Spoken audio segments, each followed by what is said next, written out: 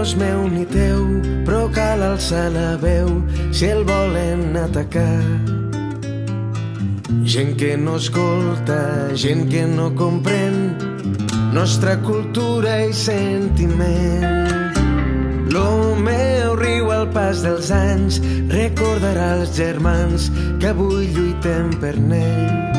Lluitem pel fang i l'espiga, la foja i l'anguila, i cada racó on vaig ser feliç. Però ara el Xúquer és un riu sobreexplotat al que li han pegat tants mossos en els últims anys que va aproximant-se a la seva mort, sense que les administracions responsables facin res per impedir-ho, sinó tot el contrari, propiciant noves agressions. Que no estem per anar repartint ni per anar donant el que no tenim. Resulta que n'hi ha alguns especuladors que volen vendre l'aigua, que volen fer negoci del riu. I el riu no és vell, el riu té uns drets. Que no malvenguen la nostra aigua, al final hem de mantenir el cabal ecològic del riu, hem de mantenir l'albufera i sobretot hem de mantenir l'economia dels llauradors de la ribera del Xúquer.